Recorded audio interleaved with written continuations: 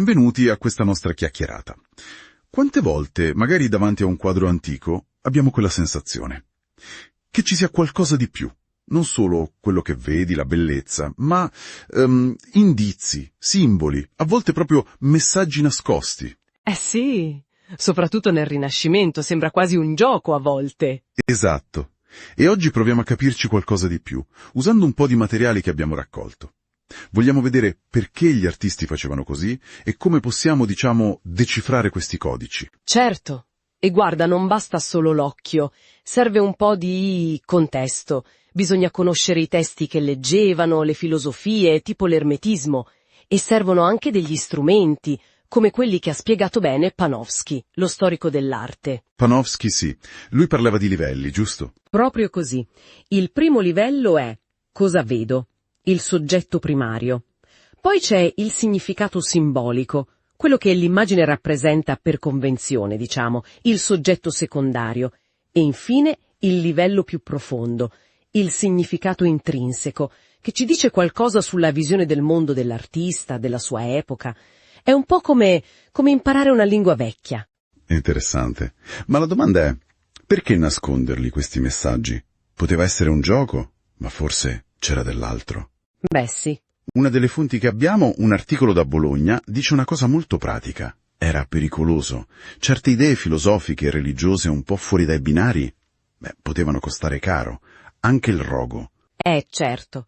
Quindi il simbolo diventava una specie di codice, per comunicare solo a chi poteva capire. Una necessità quasi. Prudenza, insomma. Sicuramente. Ma non era solo paura, C'era anche una spinta culturale forte.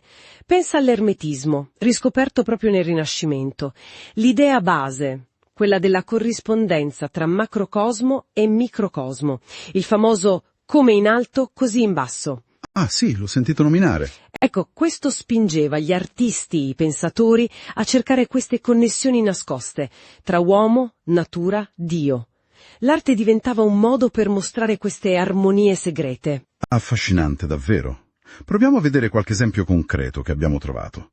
Leonardo, per esempio. Lui è sempre pieno di misteri. Leonardo è un mondo a parte. Nella Gioconda, al di là del sorriso, si parla di dettagli minuscoli. Lettere negli occhi, dicono alcuni. Sì, o quel numero 72 sul ponte, sullo sfondo.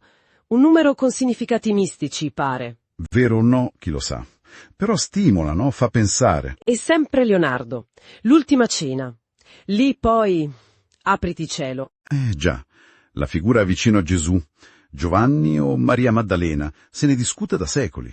Esatto, e la disposizione dei personaggi, quella forma M, e poi c'è quella teoria, forse un po' tirata per i capelli, della melodia nascosta. La melodia, questa mi mancava. Sì, nella posizione dei pani, delle mani, insomma, al di là di quanto sia vero, dimostra come queste opere invitino proprio a scavare. Passiamo a Michelangelo, altro gigante. Nella creazione di Adamo, in Sistina. Sì. C'è quel dettaglio pazzesco del manto di Dio. La forma ricorda, sembra un cervello umano. Ah, sì, l'ho letto anch'io. Come a dire, l'intelligenza divina che passa all'uomo. È forte come immagine. Molto. E sempre Michelangelo, nel Giudizio universale, sempre lì, una fonte nota come la Vergine sia quasi impaurita, rannicchiata. Diversa dalle solite Madonne potenti e regali. Esatto, e questo magari riflette le tensioni religiose dell'epoca, la riforma, o forse qualcosa di personale dell'artista. Vedi come il contesto è tutto. Assolutamente. E non ci sono solo loro due, Si parla anche di Piero della Francesca. Vero, la flagellazione. E lì c'è la storia della sezione aurea usata per dividere la scena, forse il passato e il presente. Simbolo di armonia divina la sezione aurea. E nella pala Montefeltro, quell'uovo di struzzo che pende. Ah, l'uovo, simbolo di purezza, di nascita miracolosa, dicono. Carico di significati. O pensa a Botticelli, la primavera. Quella è un'allegoria complicatissima. Neoplatonica, si dice spesso. Esatto, un viaggio quasi. Dall'amore passionale, Zefiro e Clori, all'amore più puro, spirituale, le grazie, con Venere al centro e Mercurio che indica il cielo. Un percorso di elevazione dell'anima, magari. Probabile. Certo, non sono messaggi per tutti, servivano una cultura, una chiave di lettura che magari il committente aveva, ma noi oggi dobbiamo ricostruirla. E questo ci porta a un punto mi sembra cruciale. Lo sollevava anche una discussione online che abbiamo visto. Ma sono sempre messaggi segreti? Voluti? Bella domanda. O magari era semplicemente il loro modo di parlare per immagini? È una distinzione importante, sì.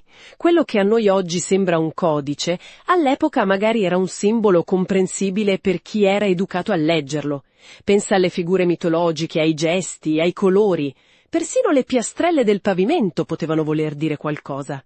Quindi torna utile Panofsky?